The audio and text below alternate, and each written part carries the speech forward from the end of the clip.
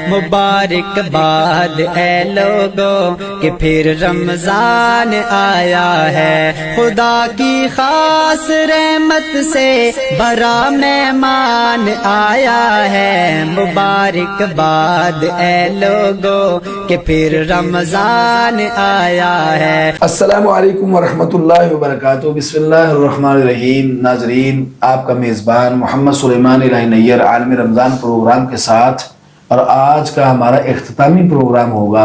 اس کے بعد انشاءاللہ ہم رمضان المبارک اس ماہ مقدس کے بعد دوبارہ اپنا کنٹینیو کریں گے، اور اس کا موضوع ہوگا راستہ، یعنی وہ ایک مستقل ہمارا ایک پروگرام چلے گا جس کا یہ ٹائٹل ہے راستہ۔ تو اللہ سبحانہ و تعالیٰ ہمیں صحیح راستے کا تعین بھی عطا کر دے گا۔ تو آج کا جو ہمارا موضوع ہے وہ ہے فطرانہ اور اس کے احکام و مسائل۔ تو اس میں جو ہمارے ساتھ مہمانان گرامی تشریف لائے ہیں، اس میں ڈاکٹر مفتی ثناء اللہ فاروقی صاحب جو مستقل ہمیں جو ہے وہ ساتھ ہمارا دیتے رہے، اور اللہ سبحانہ وتعالیٰ ان کے علم و عمل میں برکت عطا فرمائے۔ دل کی عطا سے ہم ان کو خوش آمدید کہتے ہیں، اہلاً و سہلاً مرحبا، آلسو موسٹ ویلکم۔ اور دوسرے ہمارے ساتھ آج دوبارہ جنہوں نے ہمیں اپنے قیمتی اوقات میں سے وقت عطا کیا ہے، اور وہ ہے میری مراد جناب فضیلت الشیخ محمد ابراہیم رحمت صاحب۔ ہم ان کو بھی دل کی عطا سے خوش آمدید کہتے ہیں، اہلاً و سہلاً مرحبا۔ تو میں باقاعدہ پروگرام کا آغاز کلام پاک سے کرتا ہوں، جس میں ایک ننھے پھول، ایک ننھی نکلتی ہوئی کومپل جو ماشاءاللہ بڑے خوبصورت بھی ہیں، میری مراد محمد علی بیٹا جو ہے وہ تلاوت فرمائیں گے اور ہمارے دلوں کو جو ہے وہ گرم کریں گے انشاءاللہ۔ اعوذ باللہ من الشیطان الرجیم، بسم اللہ الرحمن الرحیم۔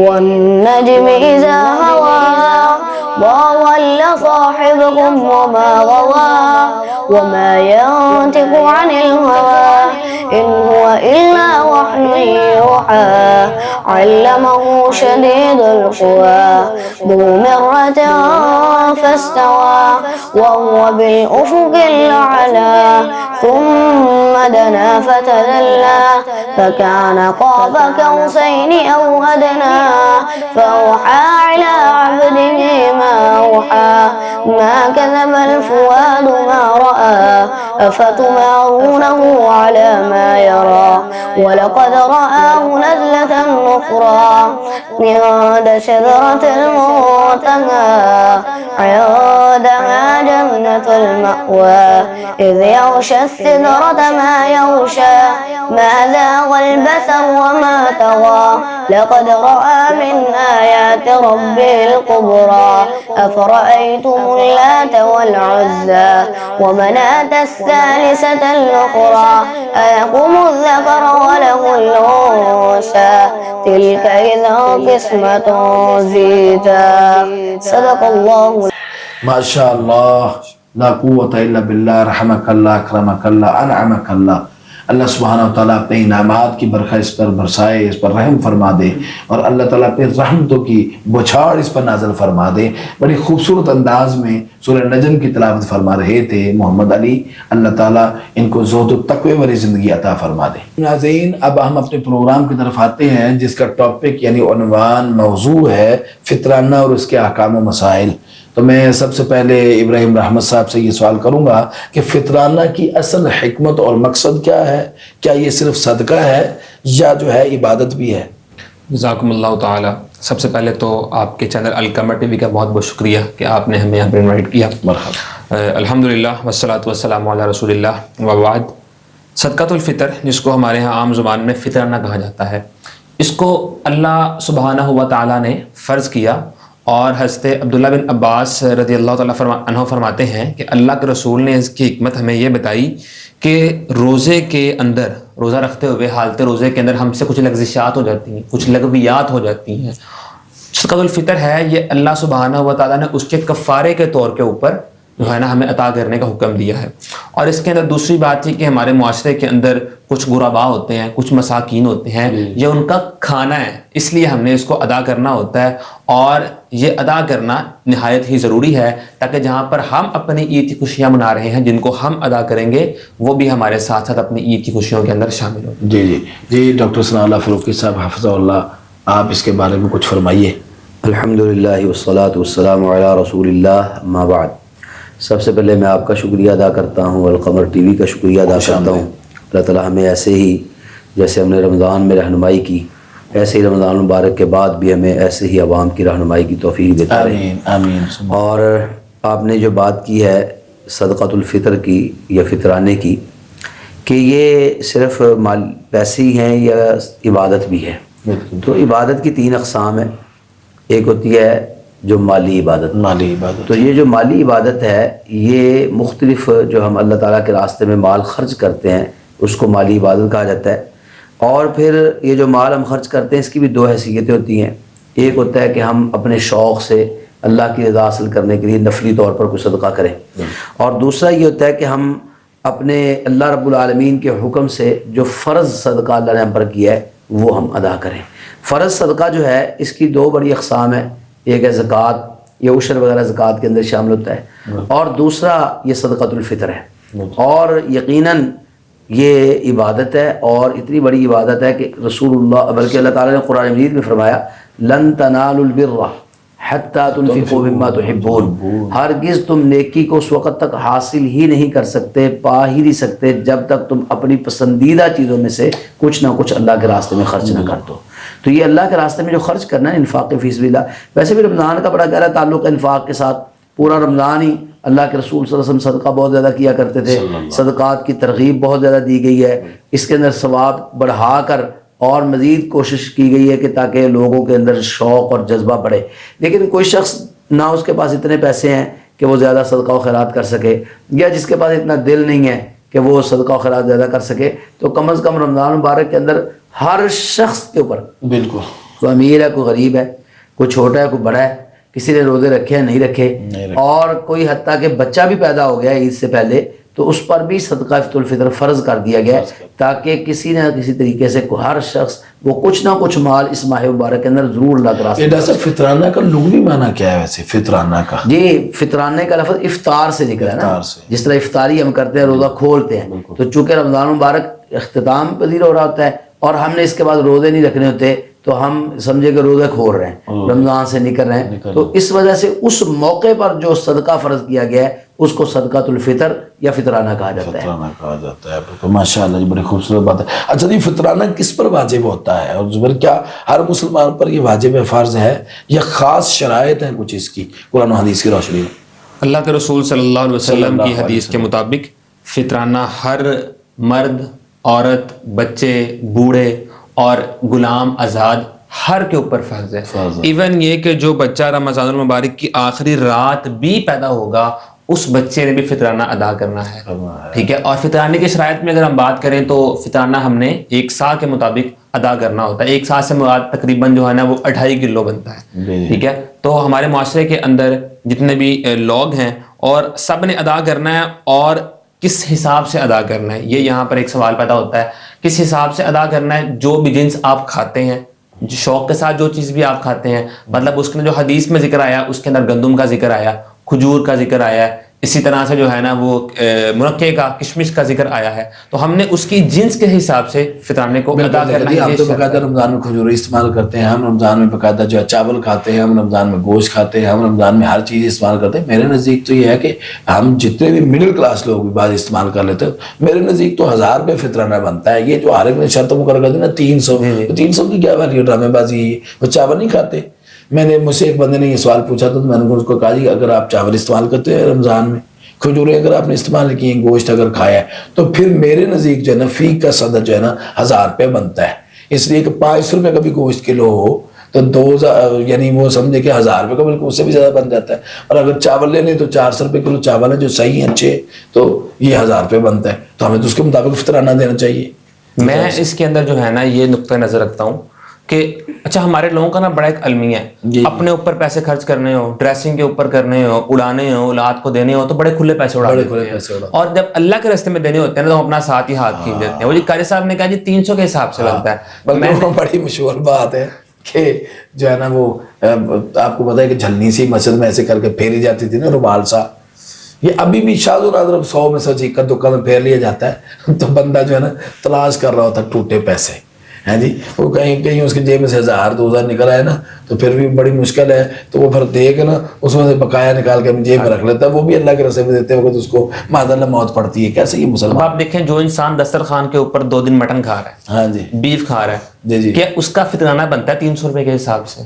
ایک قطن بھی نہیں بننا چاہیے اس کا فطرانہ. تو بس میں تو ان مولویوں پر بعض دفعہ حیران ہوں کہ یہ کلی طور پر نا ایک ہی فقرہ لکھ کر بھیج دیتے ہیں, وہ ہر بندہ یہی سمجھتا جی ہے 300 ہے. اور آپ دیکھیں اگر ہم فطرانہ 300 کے حساب سے کسی غریب کو دیں گے تو مجھے بتائیے اب اس نے بھی تو فطرانہ آگے ادا کرنا نا, جس کو ہم نے ادا کیا, اب اس کا فطرانہ کیا بنے گا؟ کیا بنے گا؟ وہ 100 روپے کا فطرانہ دے گا بھائی, ایسے نہیں ہوگا. پھر آپ نے اپنے 300 میں نے دیا, 300 ہی اس کا بنتا بیچارے کا, وہ بھی آٹا وہی کھا رہا ہے, میں بھی آٹا وہی کھا رہا ہوں. تو یہاں پر پھر اسے پروفٹ کیا مل رہا ہے؟ اس کو تو کچھ بھی نہیں نا اپنے لیے, اپنے بچوں کے لیے تو اس کو کچھ بھی حاصل نہیں. اتنا ہو سکتا ہے کہ میں اگر چکی کا کھا رہا ہوں تو وہ ذرا 50 روپے مہنگا کھا رہا ہوگا اور وہ ذرا 100 روپے, تو لیکن وہ اس کے حصے میں کیا ہے. اس موقع پر میں اپنے ناظرین سے بات کرنا چاہوں گا کہ اگر آپ ہفتے میں 2 دن 3 دن مٹن کھاتے ہیں, بیف کھاتے ہیں, گوشت کھاتے ہیں, تو آپ کو اپنا فطرانہ کم از کم کشمش کے حساب سے دینا چاہیے, کھجور کے حساب سے دینا چاہیے. اگر آپ اس حساب سے فطرانہ اپنا ادا کریں گے تب ہی وہ اپنے بچوں کو کچھ اچھا کھلا سکے گا. بلکہ کھجور جو ہے وہ 480 روپے کلو ہے. بالکل. اب ربائی کھجور کا میں نے ریٹ پوچھا ہے وہ 850 روپے کلو. بالکل ایسے ہی. اگر وہ میں نے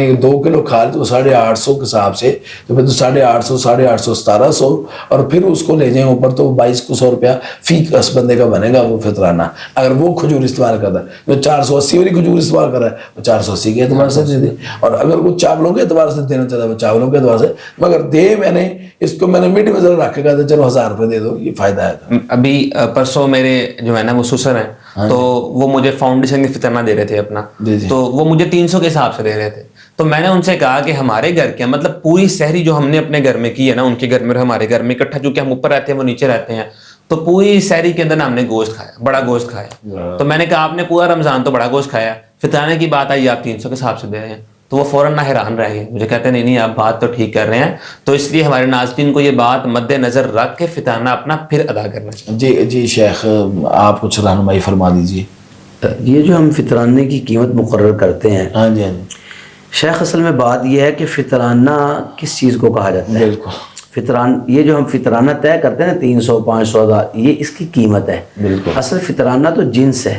رسول اللہ صلی اللہ علیہ وسلم کے دور میں کوئی کھجور دیتا, کوئی جو دیتا, کوئی منقع دیتا, کوئی کشمش دیتا, کوئی جو ہے نا وہ پنیر دیتا, ٹھیک ہے, جو اس وقت اجناس دستیاب تھی اس کے مطابق دیتے.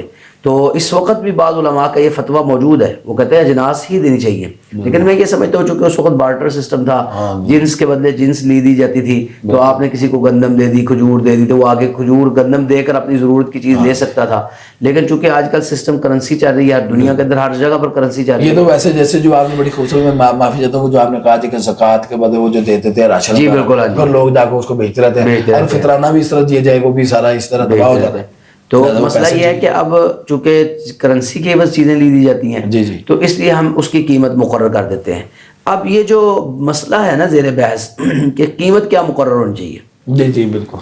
تو ہمارے ہاں جو مفتی حضرات یا جو ادارے قیمت مقرر کرتے ہیں یا جن کے فتوے چلتے ہیں پورے پاکستان کے اندر, وہ جب قیمت مقرر کرتے ہیں تو وہ اتنی لو لیول پہ آتے ہیں کہ جو عام سب سے غریب انسان نا, اس انسان کے اوپر جو فدیہ یا فطرانہ فرض ہوتا ہے نا, اس کی وہ قیمت مقرر کرتے ہیں.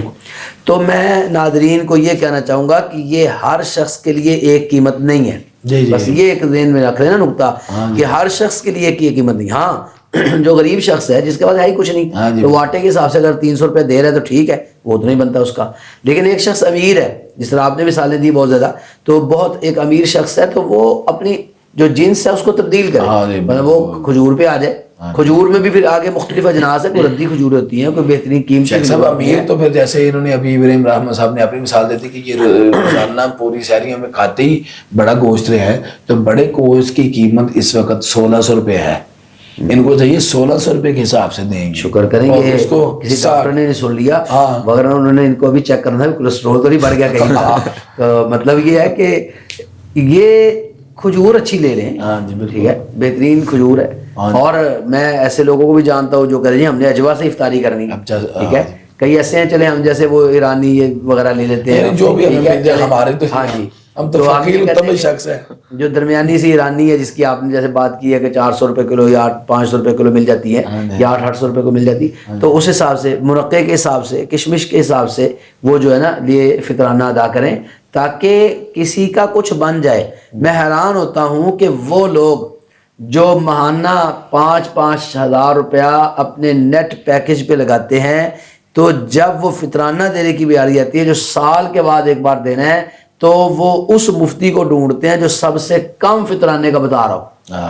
تو اس میں ایک بات آپ اور یاد رکھیں، یہ جو آپ بات اور اس مفتی کا بھی بھلا نہیں ہونا انشاءاللہ جڑا اس طرح دسے گا. اس میں اس کا کوئی قصور نہیں ہے.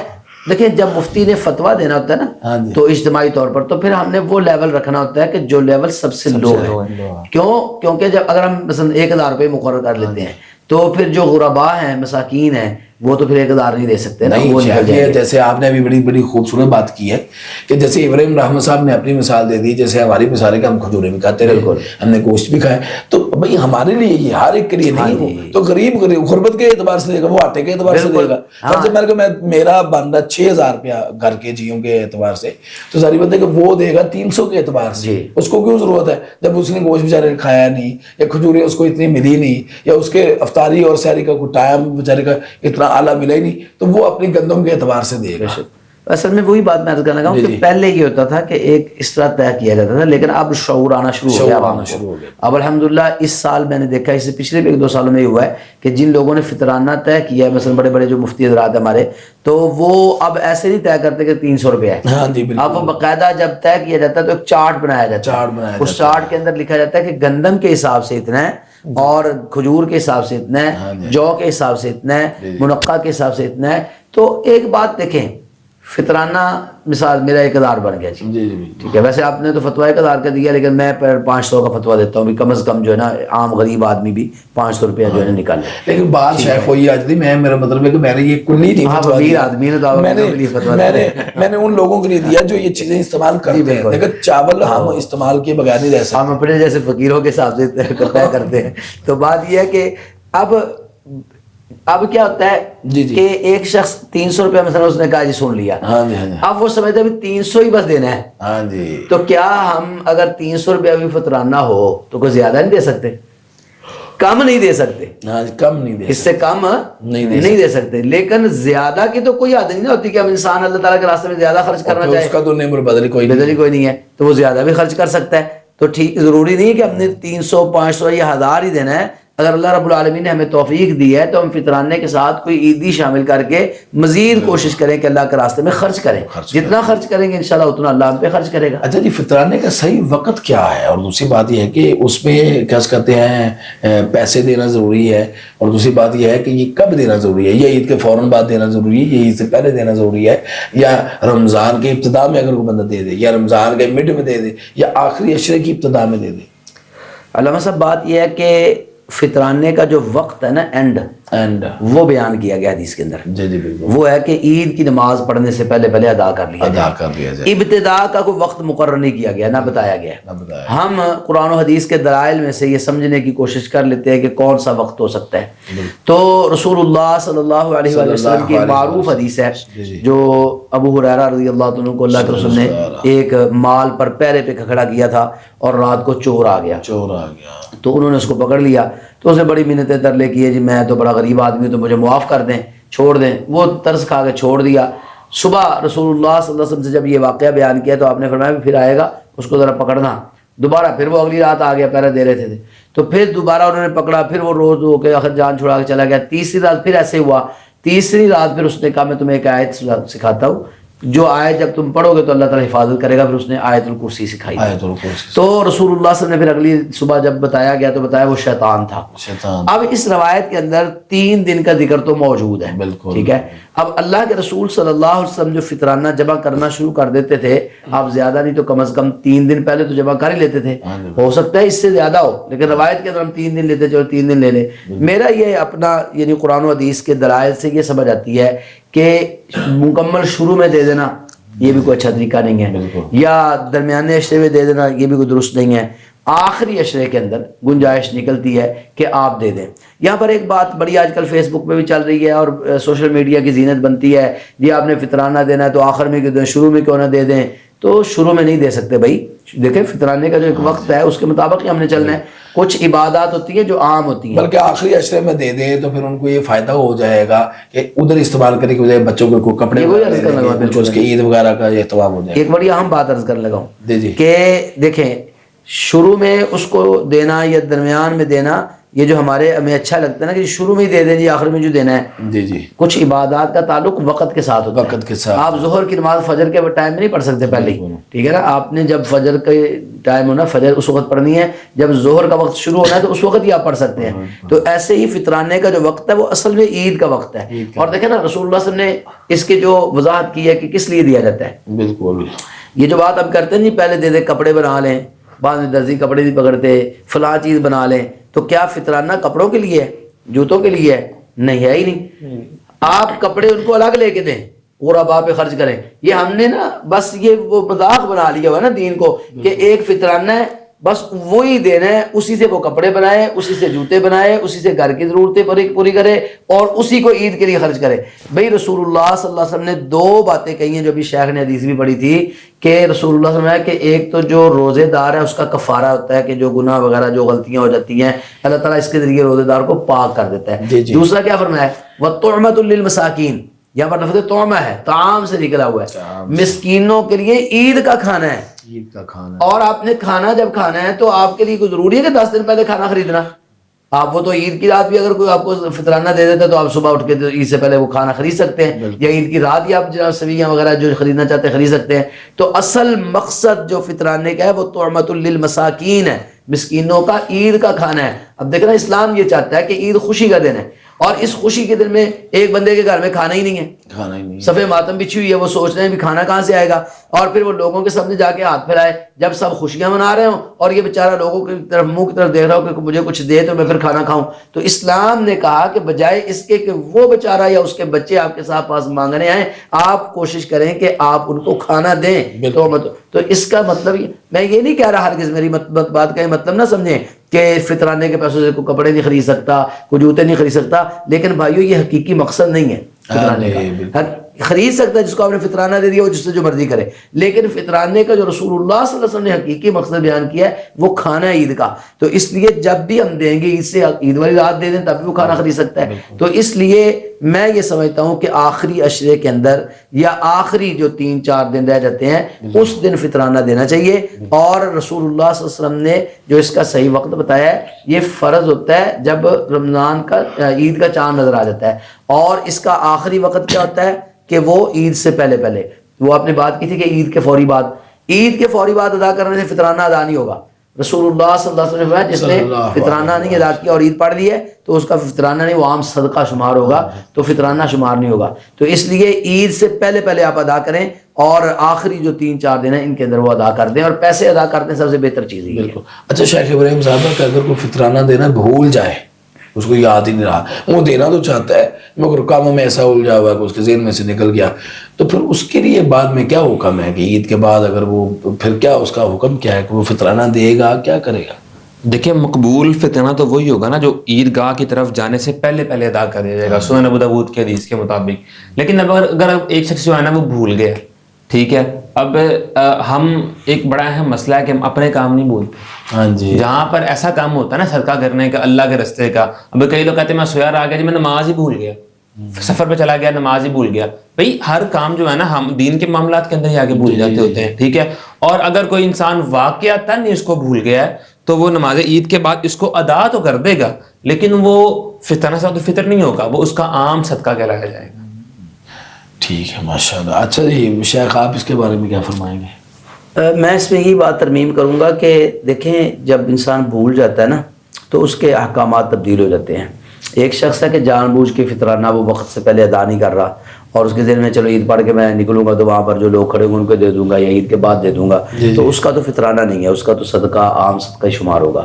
لیکن جو شخص بھول گیا, کیونکہ جس طرح شیخ نے بات کی نماز بھول جاتے ہیں, تو اس میں بھی رسول اللہ نے یہی کہا نا کہ ایک شخص بھول گیا ہے یا سویا رہ گیا ہے, تو وہ جب اس کو یاد آئے یا جب بیدار ہو تو فوراً اٹھ کے نماز پڑھے، قضا ادا کرے، ٹھیک ہے. تو ایسی فطرانے کی بھی وہ قضا ادا کر سکتا ہے. انشاءاللہ امید ہے اللہ تعالیٰ پر کہ اللہ تعالیٰ اس کا بطور فطرانہ ہی قبول کر لے گا، کیونکہ اس نے جان بوجھ کر نہیں کیا، بھول کر کیا. اور اللہ کے رسول میں ہے کہ میری امت پر سے اللہ تعالیٰ نے خطا اور نسیان جو ہے نا وہ اس کو اٹھا لیا. یعنی جو آپ کی کفالت میں ہوں گے، فرض اگر آپ کے بیوی ہیں، بچے ہیں، یا آپ کے ماں باپ ہیں اور باپ تو اس وقت نہیں کما رہا، یا آپ کے بہن بھائیوں کی کچھ کفالت آپ کے ذمہ ہے، تو ان کا سارا فطرانہ پھر وہ ایک ہی بندہ جو کفیل ہے وہ دے گا. جی بالکل ایسے ہی ہے کہ جو گھر کا سرپرست ہے، سربراہ ہے، وہ کفیل ہے جو گھر کا، وہی سب کی طرف سے فطرانہ ادا کرے گا.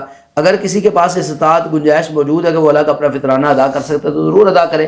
لیکن اگر سارے اس کی کفالت نہیں ہے اور وہ اپنا فطرانہ خود نہیں ادا کر سکتے، جس طرح ابھی ہم نے پہلے بھی بات کی کہ ایسا بچہ بھی اگر پیدا ہو جاتا ہے عید سے قبل تو اس پر بھی فطرانہ تو فرض ہے. اب وہ بچہ تو اٹھ کے دے بھی نہیں سکتا بیچارہ، نہ اس کے پاس پیسے، نہ اس کے اندر ہمت ہی نہیں ہے، تو اب اس کا کفیل اور سربراہ جو گھر کا ہے وہی ادا کرے گا. تو اصل ذمہ دار جو گھر کا کفیل ہوتا ہے یا گھر کا جو سربراہ ہوتا ہے نا وہی ہوتا ہے. والد صاحب ہے یا والد صاحب بوڑھے ہو گئے ہیں تو بچہ جو جوان ہے وہ ہے، اور ہماری کفالت کے اندر جو بیوی بچے ہمارے، وہ ساروں کا کفارہ جو ہے نا وہ فطرانہ وہ ہم نے جو بطور کفیل سربراہ خرچے چلا رہا ہے وہی اس کا ادا کرے گا. کیا رشتہ داروں کو فطرانہ دینا زیادہ افضل ہے ابراہیم رحمت صاحب؟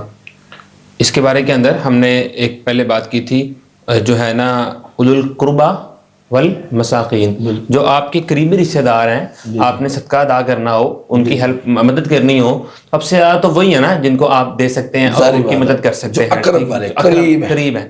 تو ہمیں سب سے پہلے نا ان کا خیال کرنا چاہیے. ہمارے معاشرے کا ایک بڑا اہم المیہ ہے کہ ہماری اپنوں سے لڑائیاں ہوتی ہیں اور باہر والے چپیاں ڈالی ہوتی ہیں. ہم نے سگا بھائی گھر میں بھوکا ہوتا ہے، سگا جو ہے نا بھتیجا گھر میں بھوکا ہوتا ہے نیچے رہنے والا، اور ہم دنیا کو کھانے کھلا رہے ہوتے ہیں. تو پہلے ہم نے ان کا خیال کرنا ہے، پہلے ہم نے ان کو ادا کرنا ہے اور اس کے بعد پھر کسی اور کو ادا کرنا ہے. اور اس سے پہلے جو آپ کا پچھلا سوال تھا میں اس میں بات ایڈ کرنا چاہوں گا کہ آپ کے انڈر جتنے بھی لوگ رہتے ہیں، فار ایگزامپل آپ کے گھر کے اندر کوئی اس طرح کا نوکر رہتا ہے جو آپ کے گھر کے اندر ہی رہتا ہے، اسی کفالت ہی آپ کرتے ہیں، ٹھیک ہے، تو اس کا فطرانہ بھی آپ ہی کا ذمہ ہے، آپ ہی نے ادا کرنا ہے.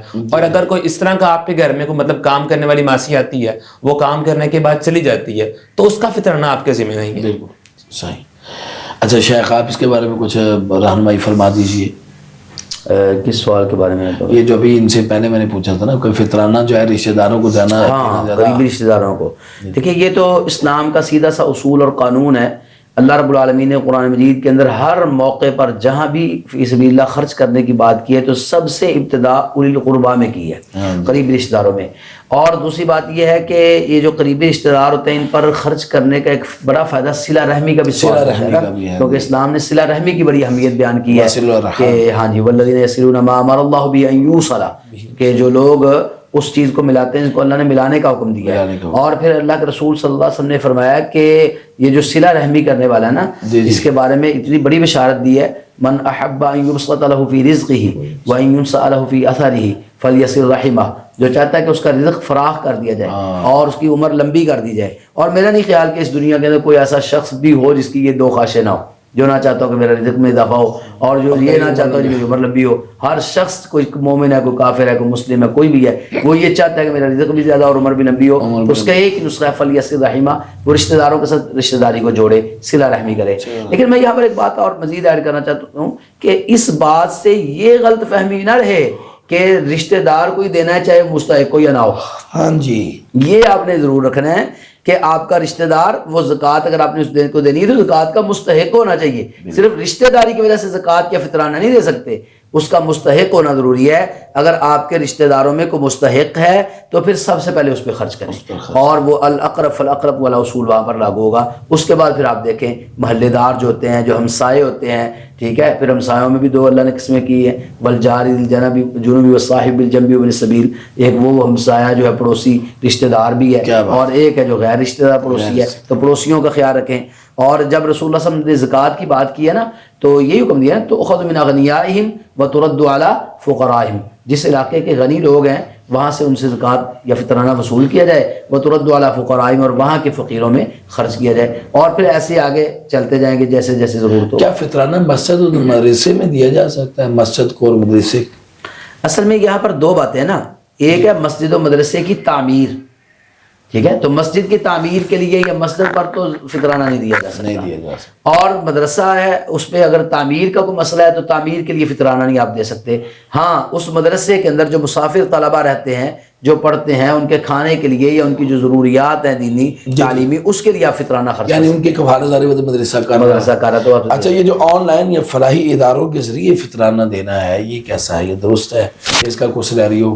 جی دیکھیں وہ کوئی آف لائن کام کریں یا آن لائن کام کریں، اصل بات یہ ہے کہ اس کا مستحق ہونا ضروری ہے یا ادارہ ہونا ضروری ہے، یا جس جگہ پر آپ خرچ کر رہے ہیں کہ آپ کو پتہ ہو کہ واقعی وہ ادارہ چل رہا ہے یا بچے پڑھ رہے ہیں، وہ طالب علم ہے، ان کو ضرورت ہے، ان کو ہم نے کھانا کھلانا ہے، تو پھر آپ چاہے وہاں پر خود جا کے دے سکتے ہو تو ٹھیک ہے، خود اپنے ہاتھوں سے جا کے دیں. اگر نہیں جا سکتے آپ دیکھتے ہیں کہ میرے پاس وہاں پہنچنا مشکل ہے تو آن لائن سہولت. دیکھیں نا بہت سارے لوگ سعودی عرب میں رہتے ہیں، یورپ میں رہتے ہیں، وہاں پر وہ الحمدللہ اچھا کھاتے پیتے ہیں اور وہاں پر وہ سمجھتے ہیں کہ ہمیں پاکستان کے اندر فطرانہ دینا چاہیے. ٹھیک ہے، یہاں پر ہمیں زیادہ ضرورت ہے، ہمارے رشتہ داروں کو ضرورت ہے، یا پاکستان کے جو ادارے ہیں فلاحی ان کو زیادہ ضرورت ہے، تو اب بیچارے وہاں سے آ تو نہیں سکتے نا، تو ان کے لیے یہ سہولت اللہ تعالیٰ نے آج کل کے دور میں دے دی ہے کہ آن لائن ہم پیسے ٹرانسفر کر سکتے ہیں. تو میں یہ سمجھتا ہوں بلکہ جو یورپ میں لوگ رہتے ہیں، سعودی عرب میں رہتے ہیں، دبئی میں رہتے ہیں، دیگر ممالک کے اندر، وہ کوشش کریں کہ وہاں سے آپ اپنا فطرانہ یہاں پر ہی بھیجیں. پاکستان کے اندر جو ادارے ہیں یا آپ کے جو رشتہ داروں میں غریب مسکین ہیں آپ ان کو دیں، تاکہ جو ہے نا ان لوگوں کے لیے بھی سہولت ہو. یہاں پر مسائل زیادہ ہیں اور مسائل لوگوں کے پاس کم ہیں، وہاں پر الحمدللہ مسائل زیادہ ہیں. میرا ایک میٹرک کا کلاس فیلو وہاں رہتا نا سعودی عرب میں، تو وہ پوچھ رہا تھا کہ میں فطرانہ جو ہے وہ کیسے دوں گا، یعنی میرے جو بچے ہیں وہ پاکستان میں رہتے ہیں تو میں فطرانہ ادھر کے اعتبار سے دوں گا، تو اس کے متعلق کیا ہوگا؟ میں نے یہ جواب دیا تھا کہ فطرانہ تم اپنا جو دو گے وہ وہاں کے حساب سے دو گے کیونکہ تم وہاں رہ رہے ہو، اور جو تمہارے بچے یہاں ہیں، تمہاری بیوی یہاں ہے، تمہارے والدین تمہارے زیر سایہ، تم ان کا فطرانہ یہاں کے اعتبار سے ان کو بھیجو گے، یا تم اپنا فطرانہ بھی چاہو تو پاکستان میں بھیج دو.